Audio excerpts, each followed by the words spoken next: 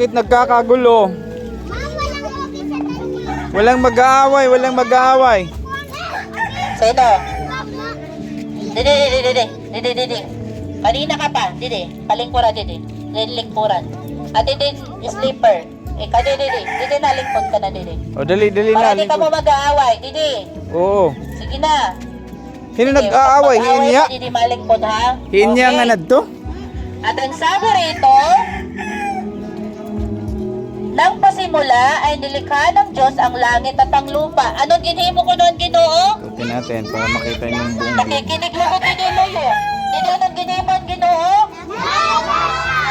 Langit, asa ng langit? Pakituro naman ng lupa. Okay. Nilikha ng Diyos ang langit at ang lupa. Oo, sige lang. Ang lupa ay walang hugis. Kakasimbag yap ka mo. Ibig sabihin, ang lupa noon ay ano? Walang hugis at anyo. Ato lang ang nagkikinig. Ano ang lupa noon? Waray hugis, kan waray anyo. Ibig sabihin, ang lupa, papaglaya, diriya, papaglaya na lugar, waraya bundok, okay, waraya anyo. Ang sabi rito, dilim ang bumabalot sa kadaliman at kumikilos ang Espiritu ng Diyos sa ibabaw ng tubig. Ibig sabihin, sa ibabaw ng tubig, nariyan ang banal na Espiritu ng Panginoon na adala.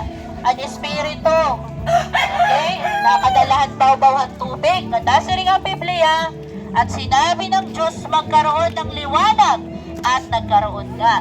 Nasiyahan ng Diyos nang ito'y mamasdan, pinagpupot niya ang liwanag at ang dilim. Ang liwanag ay tinawag niyang araw, at ang dilim naman ay tinawag niyang gabi. Anong tawag niya sa araw? O sa liwanag? Araw. Araw. Very good. At anong tawag niya sa dilim? Anong tawag niya? Gabi. Ibig sabihin, kapag maliwanag, araw. Kapag madilim? Okay. So, ano ka mga oras na eskwela pag umaga? Alas 7 ng umaga. At ano na oras na tutulog sa gabi?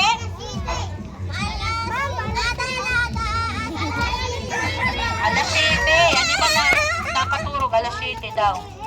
Okay. At sabi rito, sa ikatlong araw, ano nang ginawa ng Panginoon? Ang ikatlong araw, Rana, umupo ka. Anak piminulay din na di, paapsinan ko. Sinabi ng Diyos, magsama-sama sa isang dako ang tubig sa silong ng langit upang lumitaw ang lupa. Anong sabi ng Panginoon? Pinagsama-sama niya ang tubig para makitaan lumutaw ang tuna. Ang sabi rito, tinawag niyang lupa ang tuyong bahagi at dagat naman ang nagsama-samang tubig. Ha? Okay. So anong tinawag niya sa tuyo? Tuyo na parte ng mundo? Tinawag niya itong lupa.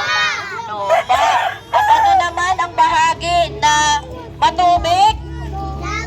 Tinawag niya itong dagat. Saan mo ng dagat? Ibang mundo nila. Pakituro ng dagat. Kanya-kanyang mundo lang. Okay. At ang sabi rito, nasiyahan siya nang ito'y mamasdan. Nalipay ba ang Ginoo? Ha? Namamati ba talaga? Nalipay ba ang Ginoo nga nakita niya nga maumay niya hindi mo madagat? Lingkod. Makinig kay teacher. Si Sian lang ang nakikinig. At mga di nakikinig, papauwiin ko. Sige. Hindi mag-zipper your mouth. At tatagang ko lang is na ka nakikinig.